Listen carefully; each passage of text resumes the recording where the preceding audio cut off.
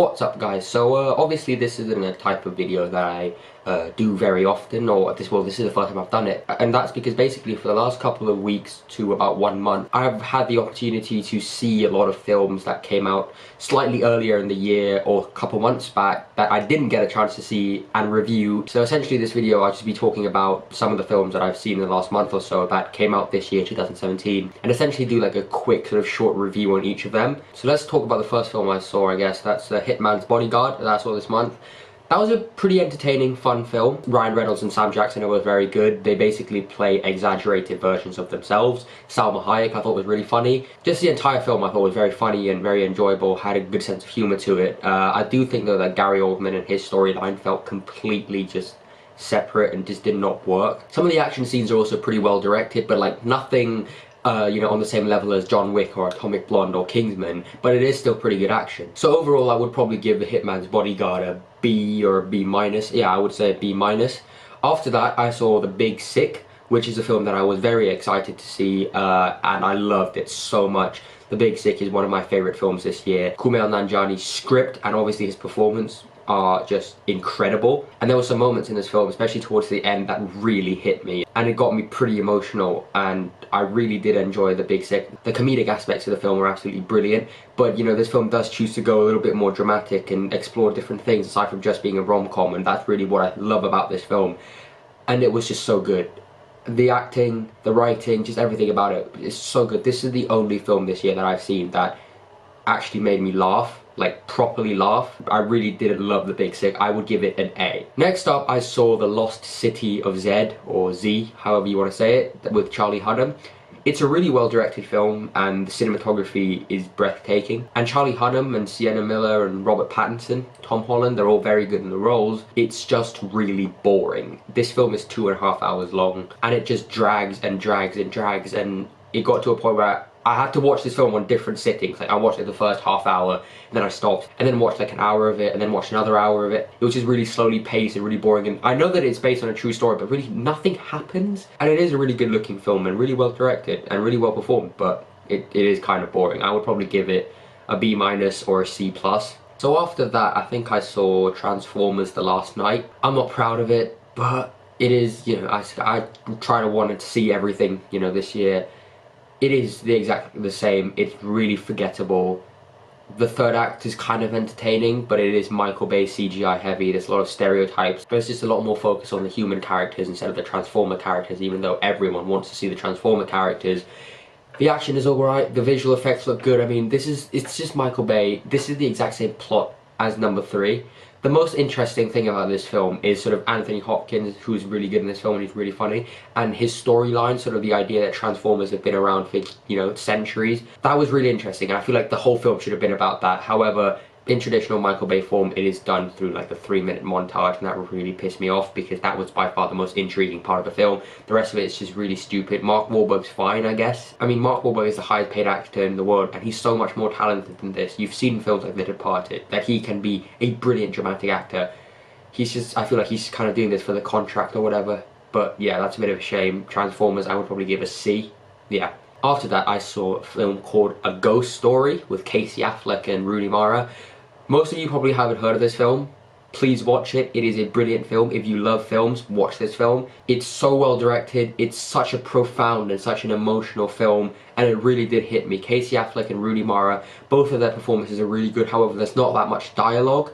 It's really more of a visual experience, and it was just so good. And this type of film is just something you don't really see anymore. And I love sort of the creative decision to make it sort of like a weird, sort of like a square aspect ratio.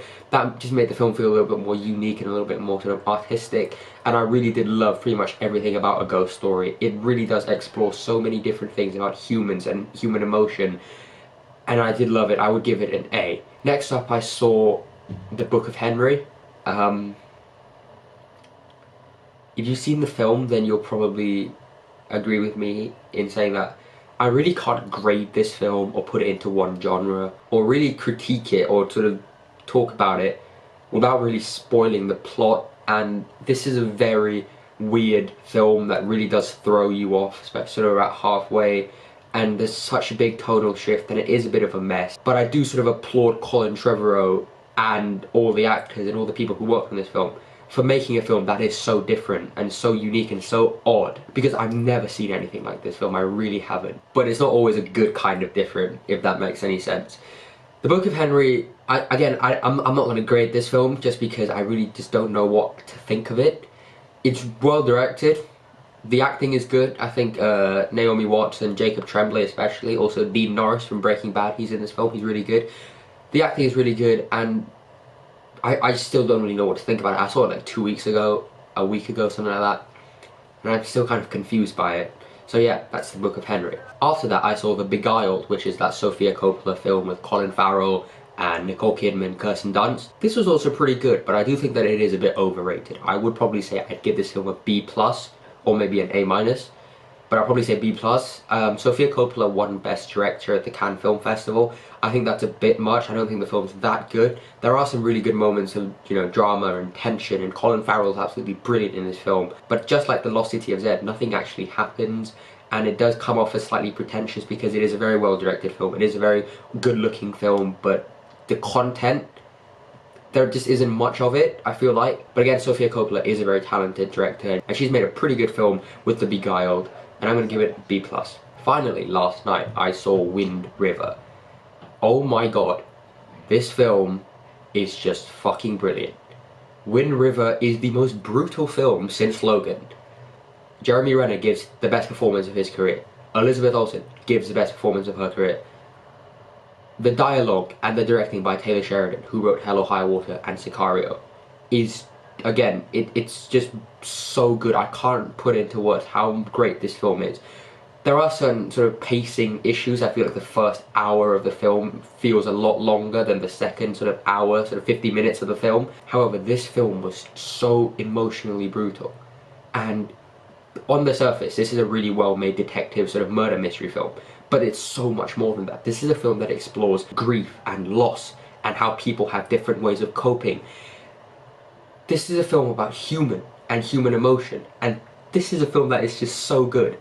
And you really do have to see it, and I was so happy that I got to see Wind River. Wind River and The Big Sick, I would say, are my two favourites that I saw this month, and I mean, wow, I still can't get over just how great this film is. If you like Sicario, if you like Hell or High Water, you're gonna love Wind River. And there are so many brilliant moments of tension and drama, and this film has so much heart as well. And there is this one scene, this big action scene, that just came out of nowhere, and I was just like, what the fuck just happened?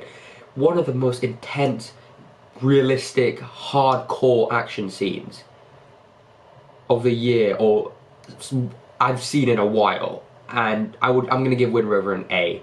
And so yeah, that's pretty much all the 2017 films that I've gotten the chance to see within the last month or so. I know I've been uploading like 1 or 2 videos like a day for the last couple days, but it is a pretty busy time, you know. Blade Runner's coming out, I have to review Blade Runner, and you know, I've got to do the Star Wars films and the Baby Driver Kingsman style sort of video that I did, and I'm making a couple more because it's just a lot of fun, really. I really enjoy doing that, and you guys seem to like them because, you know, it's been getting quite a few views. So yeah, I've got a lot to do with this channel right now. So thank you for watching this video, thank you for watching the other videos, I guess, thank you all for the support, thank you.